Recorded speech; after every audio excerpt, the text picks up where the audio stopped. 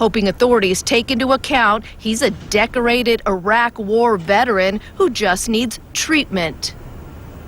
In his mind, he was on a mission to save the world, and he was fulfilling his mission. He lost his mind for his country. I mean, he's a stand-up guy. He's never hurt anybody or anything like that. A lot of bloodshed, and I think he was in on some of it. I don't know, but...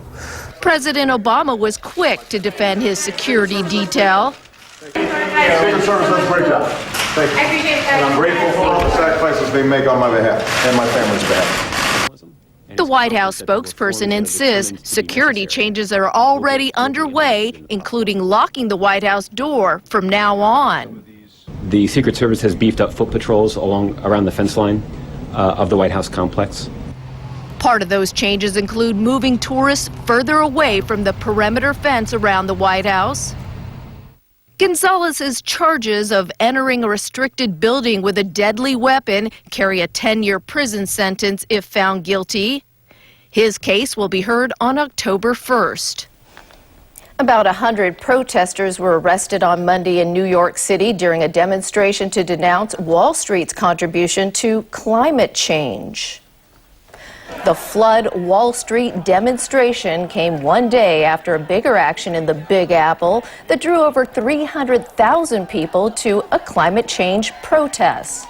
For several hours, protesters stopped traffic along Broadway. Shortly after the close of trading on the New York Stock Exchange, demonstrators pushed back metal barricades and police used pepper spray to stop them. Officers arrested participants of a sit-in after they refused to disperse. Actor Mark Ruffalo joined philanthropists, including Rockefellers, to pledge $50 billion to the effort of halting global warming. The events are part of Climate Week, which seeks to draw attention to carbon emissions and their link to global warming. And still to come on the news tonight. Life imprisonment for a Uyghur scholar on the mainland. The Ombudsman looks into the government's tree management policies. And a breakthrough in liver cancer treatment research.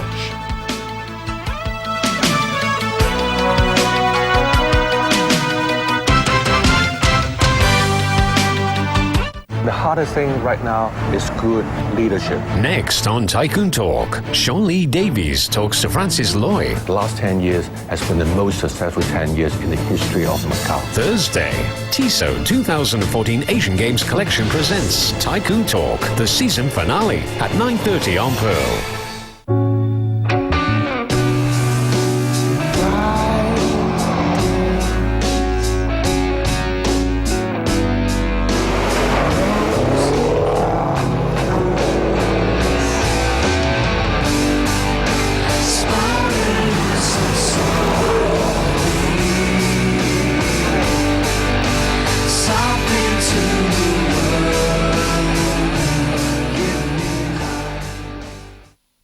He wants to make a planet. As an engineering challenge, it doesn't get much bigger. But it won't be easy. No good. Our planet has conditions completely hostile to life. Wednesday, Wingxing Photo Supply's 40th anniversary presents Richard Hammond Builds a Planet at 9:30 on Pearl.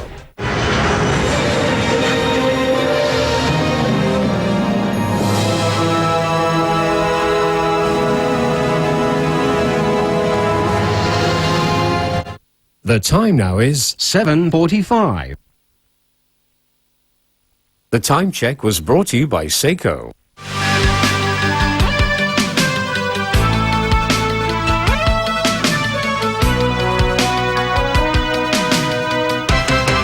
And welcome back to TVB News. Prominent Uyghur scholar Ilham Tohti has been jailed for life on the mainland for separatism.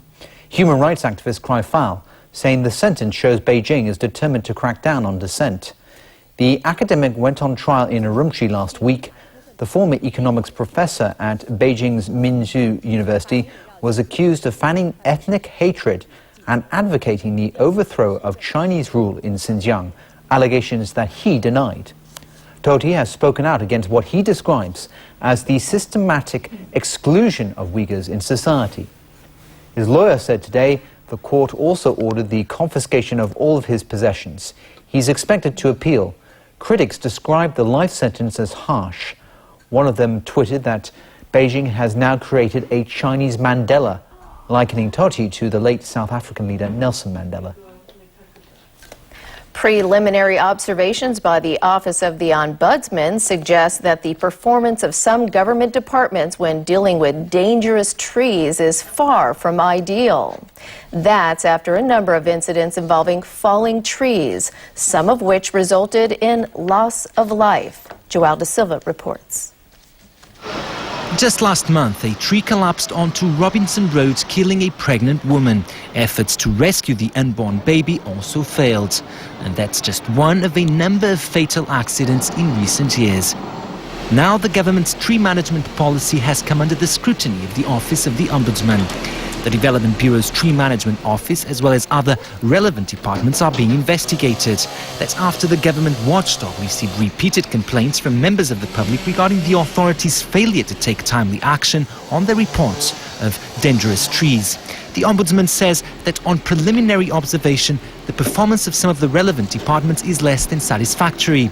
With regards to legislation and trees on private land, it notes that while some land leases contain tree management provisions, the provisions focus on prohibiting the removal of trees. There is no legal requirement for owners and users of land to maintain or take care of trees, nor is there any provision empowering the government to order others to do so. The Ombudsman investigation will focus on the government's tree management policies, the effectiveness of existing regulations, as well as on the supervision and coordination of responsible departments. Tree expert Jim Chi-Yung says such an investigation has been overdue for a long time, but he doubts that the government will act on its conclusions. I feel that this government, this administration, is pretty lukewarm about the whole matter of tree management. The first issue is that the present tree management is scattered amongst too many government departments, and as a result, it's very difficult to coordinate. He recommends the introduction of legislation making landowners responsible for tree maintenance and empowering the government to intervene on private land in situations of neglect. Joel De Silva, TVB News. The tourism trade says the political atmosphere is partly to blame for an expected 30% drop in the number of mainland tour groups during the upcoming National Day Golden Week holiday. The Hong Kong Inbound Tour Operators Association said the proposed Occupy Central movement has made tour operators hesitant about promoting packages to Hong Kong. The association also said high hotel room rates may be responsible for the expected drop in tour groups as well.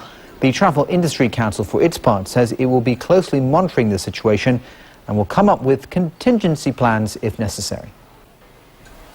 The Faculty of Medicine at the Chinese University recently achieved a breakthrough in its research for treatment of primary liver cancer. As Ronnie Samtani reports, the new treatment is more effective with a 70% chance of killing cancer cells. Doctors found a 19-centimeter tumor in Mr. Kam's liver in 2011. He was diagnosed with primary liver cancer known as hepatocellular carcinoma, or HCC.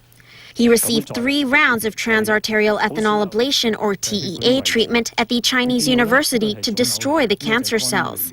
Faculty of Medicine Professor Simon Yu explained that the new TEA treatment is a more effective method in killing cancer cells than existing ones. When we inject the ethanol, the mixture through the artery, it would find its way to infuse all the way through the capillaries of the vessel, and it would also flow back into the portal veins that supply the tumor.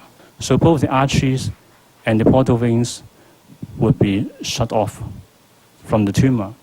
Yu conducted a controlled trial from 2007 to 2012 to treat intermediate stage HCC patients. Out of 96 patients, half were given the new treatment and half were given a commonly used treatment, transarterial chemoembolization, or TACE. Results showed the median overall survival rate of patients after being treated with TEA was just over 24 months. And within 3 months, there was a 70% chance of the tumor disappearing. In contrast, those given TACE had a median overall survival rate of 20 months and a 50% chance of destroying the tumor. While the